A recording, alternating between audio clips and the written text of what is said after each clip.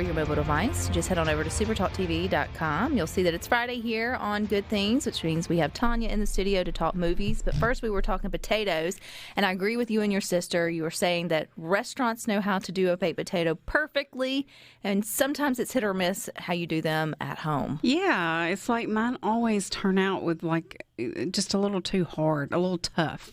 And if you don't get to them right away, if you cook your baked potato before the steaks are done, then it's not the same, and then you're lagging. So there's like this little bit of anxiety that comes around with it. But there's nothing better than a perfectly cooked baked potato. It's the best. It really is that. And a good movie. So what we got going this weekend? Well, it's a movie about baked potatoes. Is it really? No. I was like, what are the odds? They timed that well on National Baked Potato Day. Well, the big new release this weekend is I almost said Prey, but it's Beast. And this is the Idris Elba movie about a dad who is recently widowed, and he decides he's going to take his two daughters back to the place where he and his wife met, which is like a reserve in Africa. And anyway, unfortunately, not long after they get there, it becomes clear to them that there is a rogue lion that is out. He preys on humans, and you find, he's kind of like the Jaws of this area. Trip gone wrong. Yeah, should have stayed on. But he hunts humans, and he's got a score to settle because poachers went after him at some point. So now he's going after the humans.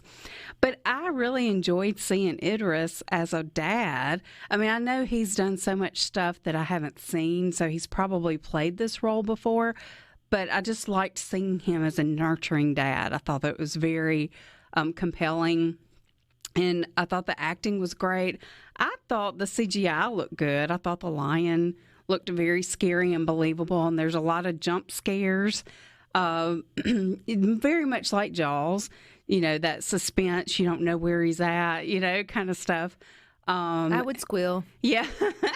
And then you've got, the father-daughter relationship, and he's trying to bond with his daughters, and they're stay alive. And stay alive, and they're all trying to heal from the loss of their wife.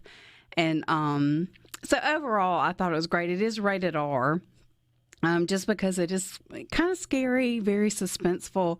A child would be traumatized, as I was as a little kid watching Jaws, that didn't take a bath for like 3 months after I watched it. So I definitely would not take your kids to see this one.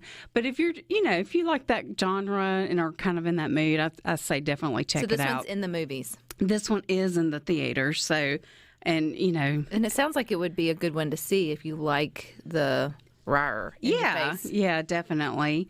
It does have, when I was watching it, I was thinking a little bit of Jurassic World, where there's a few little holes in the plot, but it's okay. I'm sitting in the theater. What more can you ask for? And you escape the real world for a couple hours. So I'll take that any day. Yeah, exactly. And kind of in the same vein, I know you sent me a message and said you saw Beast, and Prey. Not Beast, Prey. I did. I keep getting those two names mixed up because it's like I saw the trailers for both of these movies like within hours of each other. And, of course, in this one, it's an alien, a predator. And so, anyway, I did get to see it this week, too.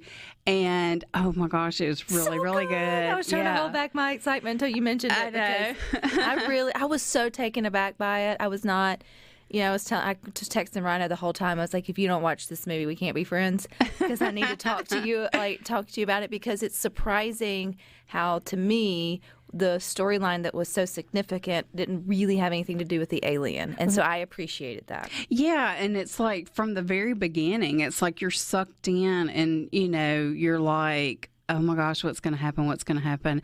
And I'm so sad that this one is not in theaters. That's what I said. Yeah. That's what and even Jeff in Oxford, I had Facebooked him, and I was like, and we were both speaking on how great it was and how they missed an opportunity, but I wouldn't have seen it. Like, I wouldn't have gone to see it. Well, yeah, and that may have been me too, because this is not my norm. And that's speaks volumes about how great this movie is, because it's a little gory, a little gross at times.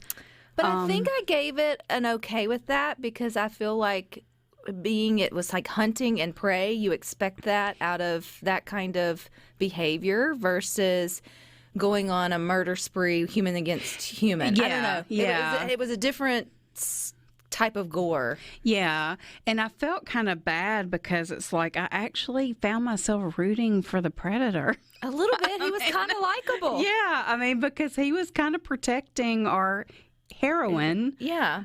Who I loved. I thought she was such a great actress. Amber Midthunder is her name, that plays, she's a warrior in the 1700s that is kind of protecting her village from this mysterious creature. They all think that it's some sort of wild beast out there, and she knows it's something more. And so she doesn't give up until she figures it out.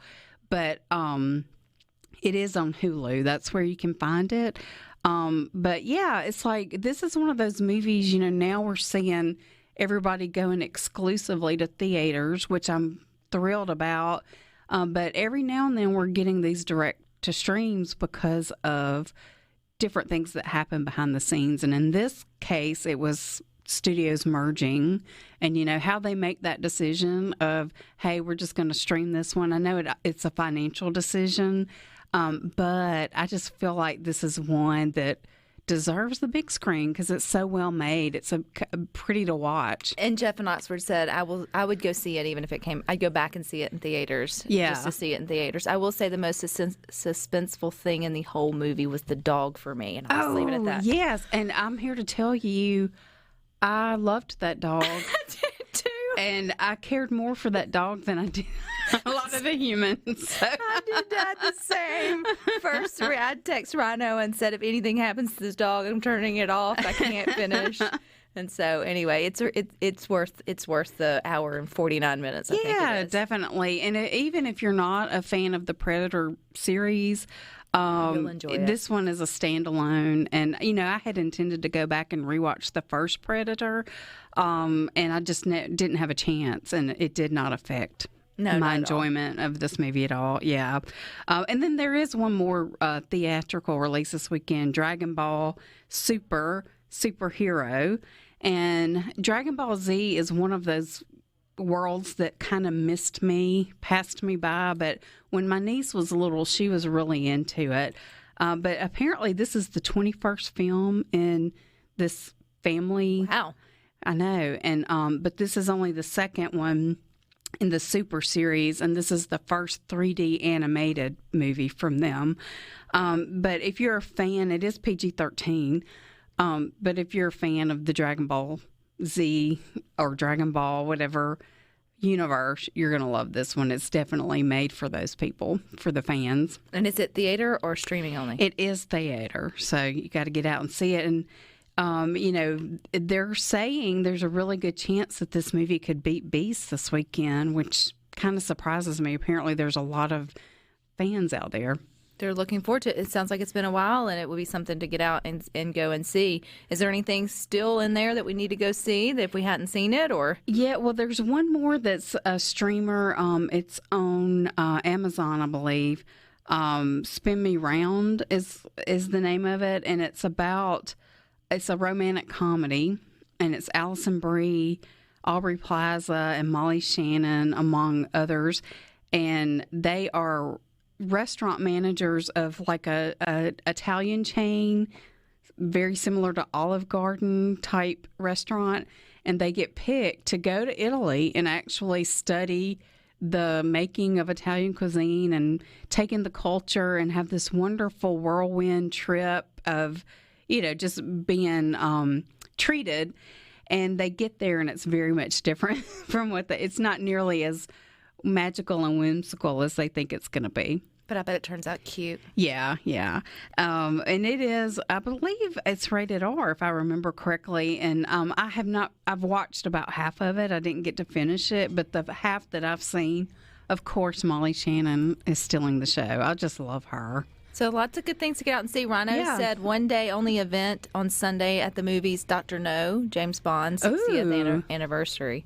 So if that's something you're interested in, get out and go see that as well. But thanks, Tanya. Thank you. All right, y'all stick with us. We got more for you.